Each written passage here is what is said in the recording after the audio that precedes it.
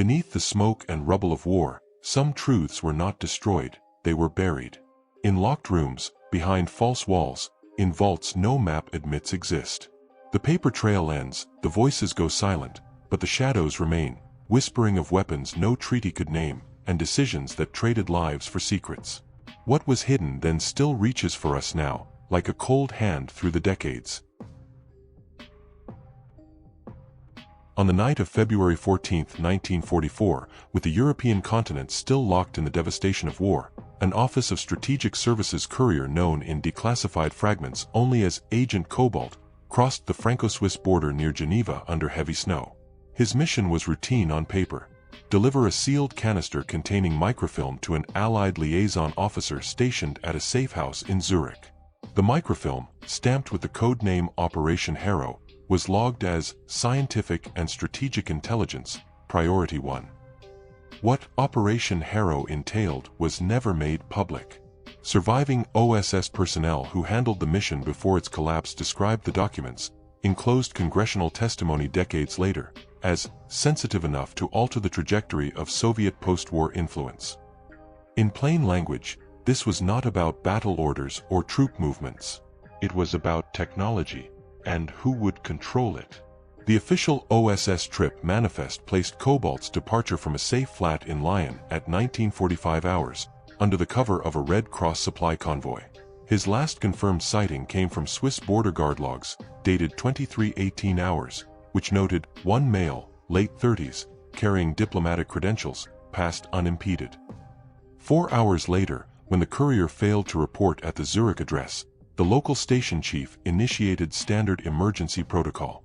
There was no answer at the safe house. No signs of forced entry.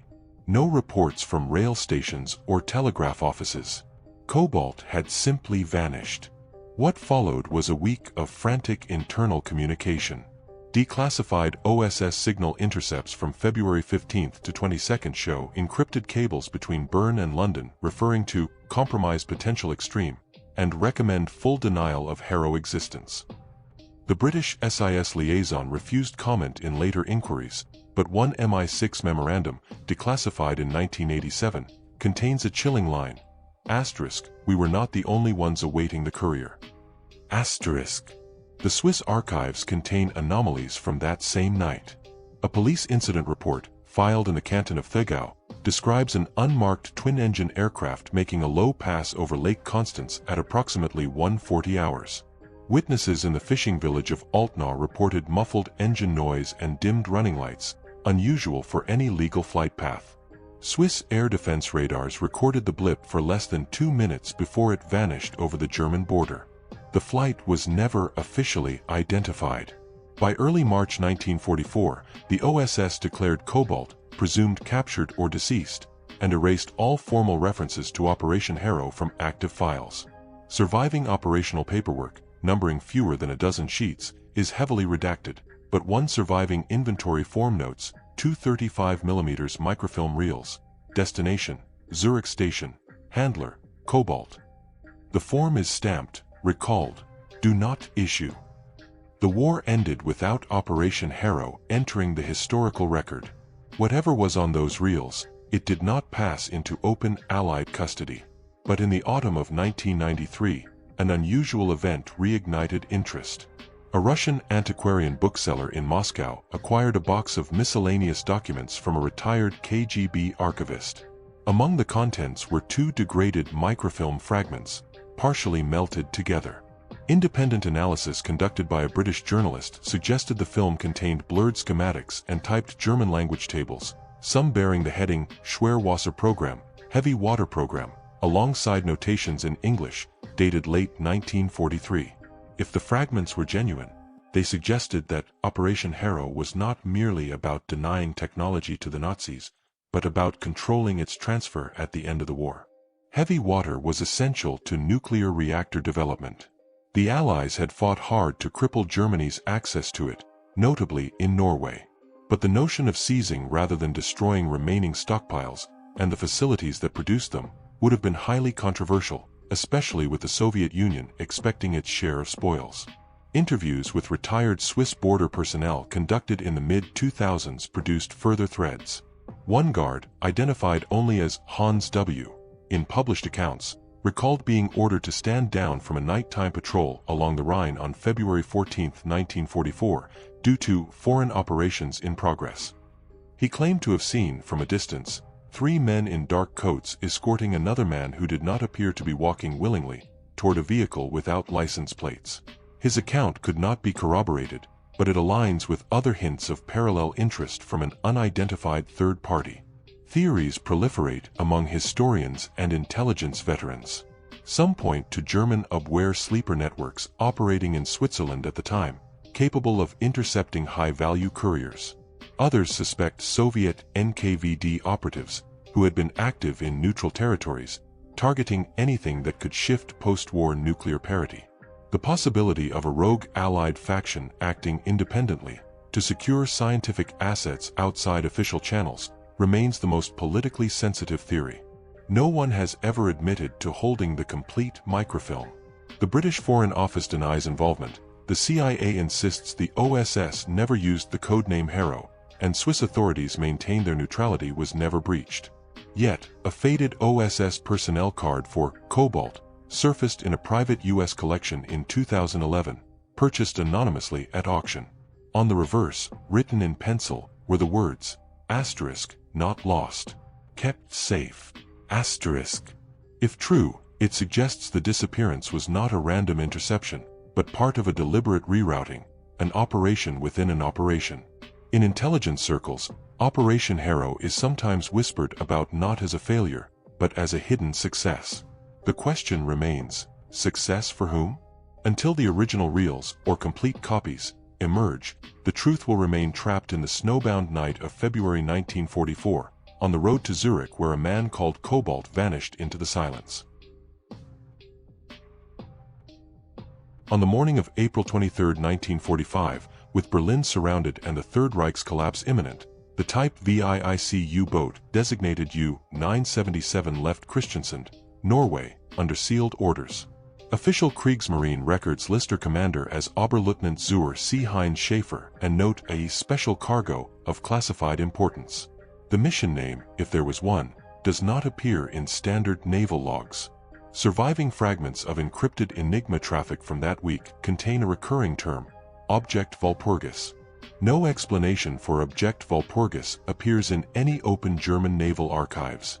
Some post-war intelligence documents, declassified in the 1990s, reference it only as experimental in nature, high-level transport priority. A now-missing U-boat manifest, reportedly signed by Gross-Admiral Donitz himself, allegedly included a crate description in technical shorthand, with the notation Vril propulsion, unter Verschluss, under seal. The presence of that word, Vril, has since fueled speculation, though wartime engineers knew it primarily as a label in speculative propulsion concepts being tested in the last months of the war. The departure was not unobserved.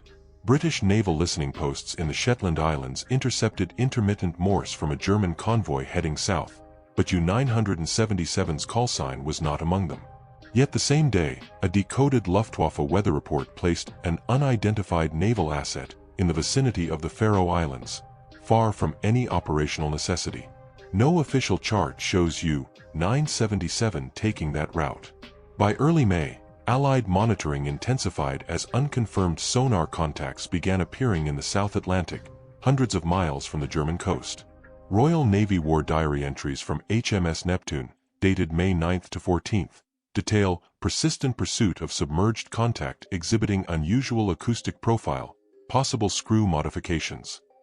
U-977 was not officially sighted again until her surprise surrender in Mar del Plata, Argentina, on August 17, 1945, a full 108 days after Germany's unconditional surrender.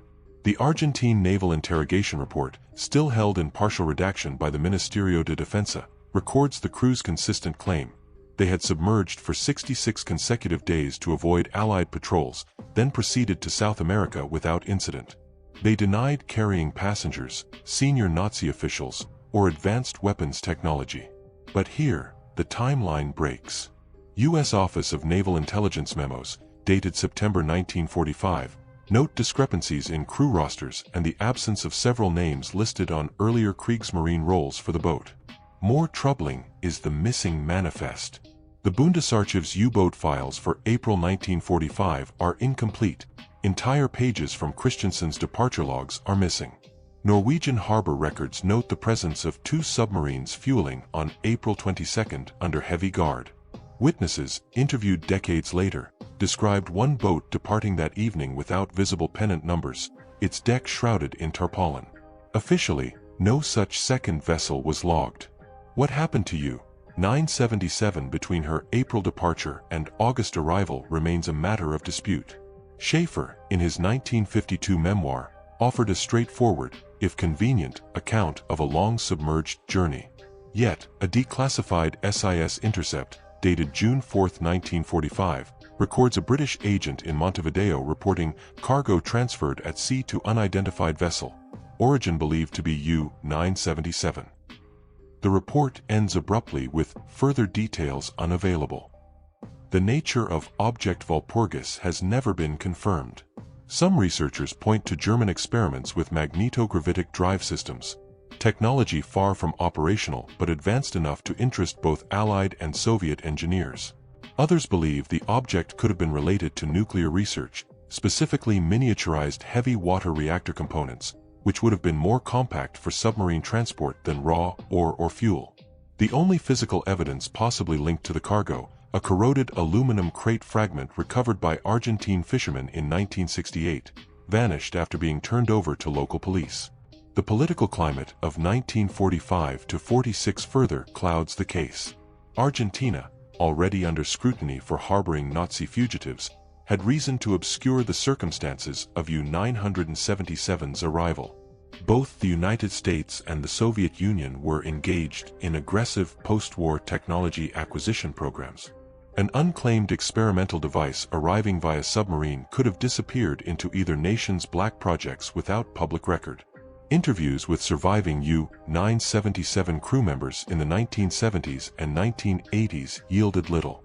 Those willing to speak claimed ignorance of any special cargo, while others refused entirely, citing loyalty oaths. One radio operator, identified only as Eric S., hinted in a 1982 letter to a German journalist that the boat had rendezvoused with another vessel south of Tristan da Cunha to offload the box. He died before a follow-up interview could take place. By the early 2000s, the case had receded into maritime legend, debated mostly by naval historians and conspiracy theorists. Then, in 2014, a researcher in Kiel uncovered a misplaced Kriegsmarine engineering file stamped Jeppruft, Walpurgis.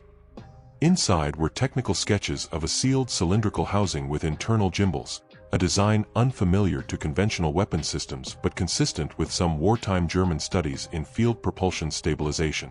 The file contained no destination data, but the paper stock and watermark matched those used at the Kiel shipyard in late 1944. If this housing was indeed object Walpurgis, it may have been small enough to fit into a single U-boat's forward torpedo compartment. Its absence from all surrender inventories suggests it was never in Argentine custody when U-977 docked.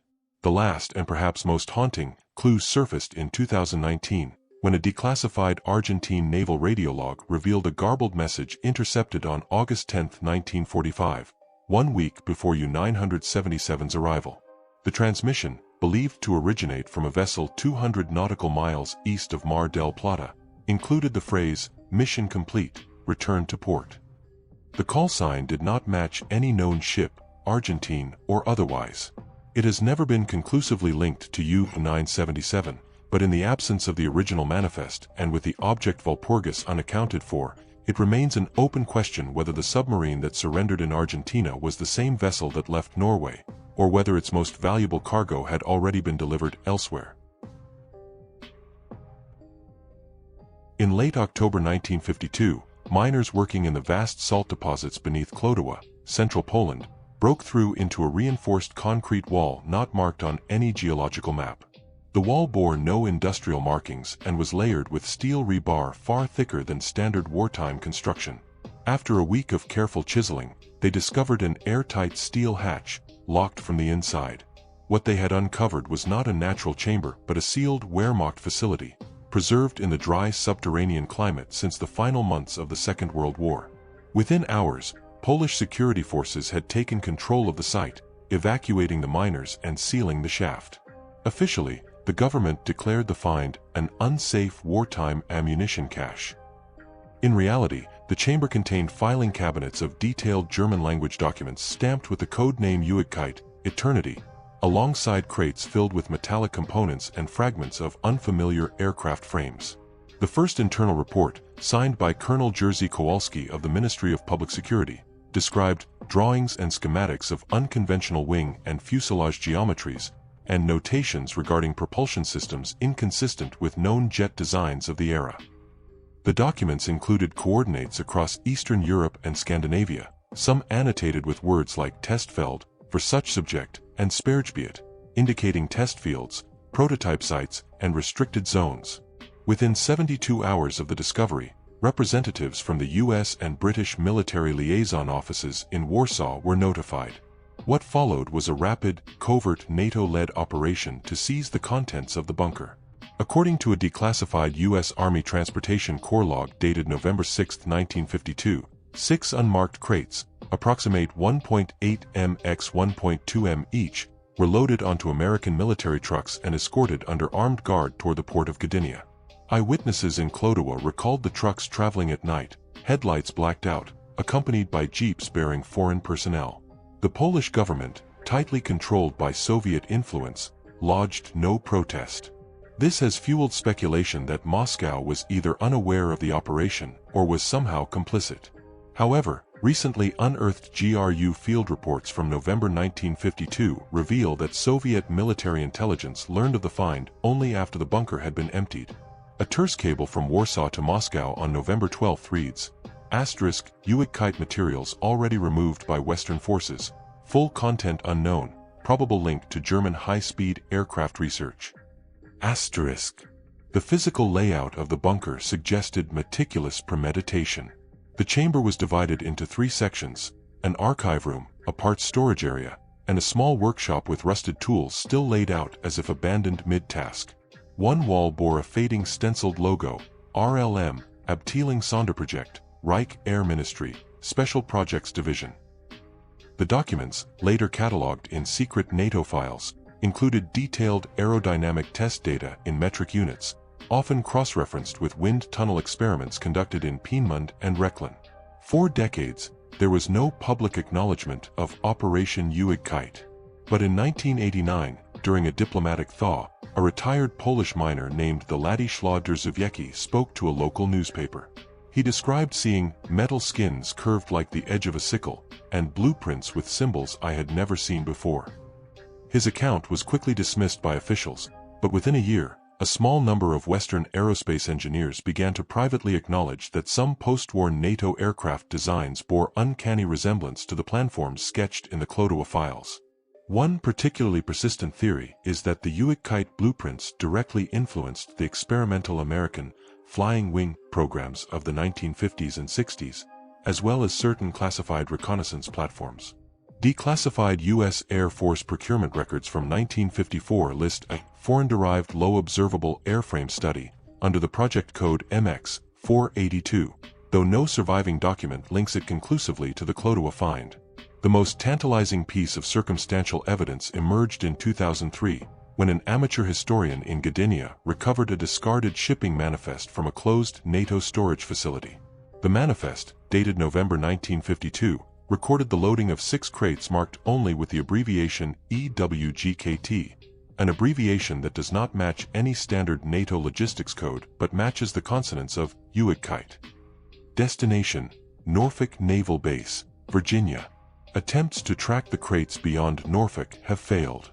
U.S. Navy archives show no record of their arrival, and Freedom of Information Act requests have returned only no responsive documents, replies. A retired Navy logistics officer, interviewed anonymously in 2010, claimed that certain Cold War research programs were deliberately mislabeled upon arrival to obscure their origin. He refused to say whether Ewigkeit was one of them. The coordinates listed in the seized files have drawn further scrutiny. Cross-referencing them with post-war aerial reconnaissance maps reveals that many correspond to locations in present-day Poland, the Czech Republic, and northern Norway where unusual ground disturbances, consistent with long-demolished test facilities, are visible. Several sites are now under restricted military control, preventing independent investigation. To this day, neither NATO nor any national government has admitted to possessing the Ewigkeit archive. The original bunker, according to satellite imagery, was sealed permanently in the late 1970s under a layer of concrete. The official reason given, structural instability due to mine subsidence. Yet internal Polish Ministry of Defense memos from 1978, declassified in part in 2018, recommend complete burial to prevent future compromise of classified historical sites. The absence of hard proof has allowed Operation Ewigkeit to drift into the gray zone between hidden history and plausible deniability. But the pattern is familiar: a buried wartime cache, recovered by accident, seized under international secrecy, and quietly erased from public record. For those who study the shadows of the Cold War, the Kłodawa incident fits neatly into a larger pattern of post-war technology extractions, one in which victory in 1945 did not end the competition for what the Reich left behind. Instead, it may have marked only the beginning. Between 1946 and 1948, while Europe struggled to rebuild, Allied intelligence agencies quietly dispatched small, deniable recovery units into former Axis territory. Their targets were not conventional spoils of war but stolen assets, prototype weapons, and scientific projects deemed too dangerous to fall into Soviet hands. One such detachment, a joint Anglo-American team known as Shadowgate, operated out of a requisition chalet near Garmisch-Partenkirchen, Bavaria. Officially, they did not exist. The men of Shadowgate were drawn from OSS holdovers, former SOE operatives, and selected British and American infantry veterans with demolition, engineering, and cryptographic expertise. Their orders, signed by both the U.S. Army's G2 and the British Directorate of Intelligence, authorized them to locate, secure, or neutralize any classified German material or documentation deemed of strategic importance.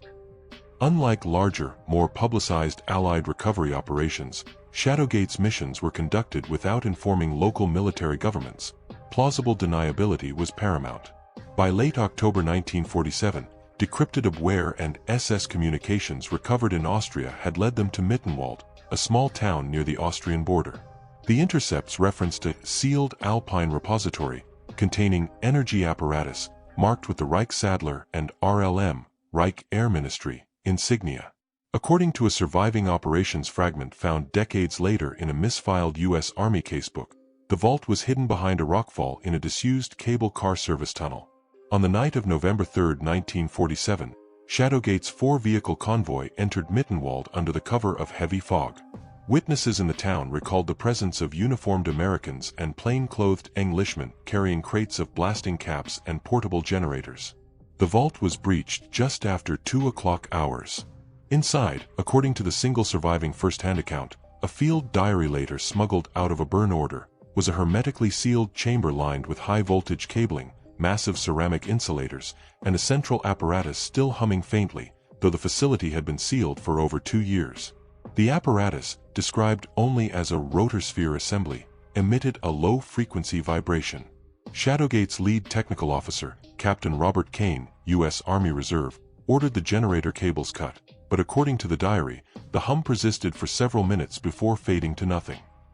No diagrams or photographs survive, though Kane reportedly sketched the assembly in his personal notes, notes never recovered. Radio logs from the Mittenwald operation are incomplete. The surviving transcripts end at 2:47 with a partial message, "Package confirmed, initiating," followed by static. Communications from the team ceased entirely for the next 11 hours. When contact was re-established, it was with a terse transmission from the Shadowgate convoy en route to Munich, stating only, *objective neutralized. Returning base. Whatever was inside the vault was never logged in Allied material records. The Mittenwald apparatus was not listed among seized equipment shipped to the US or UK, nor did it appear in disposal manifests. The site itself was collapsed with controlled charges within 48 hours of the breach, and locals were told the cable tunnel had become structurally unsafe due to post-war frost damage. In 1963, during an internal audit of classified holdings, the Ministry of Defense ordered the destruction of all surviving Shadowgate operational files under the heading Security Purge.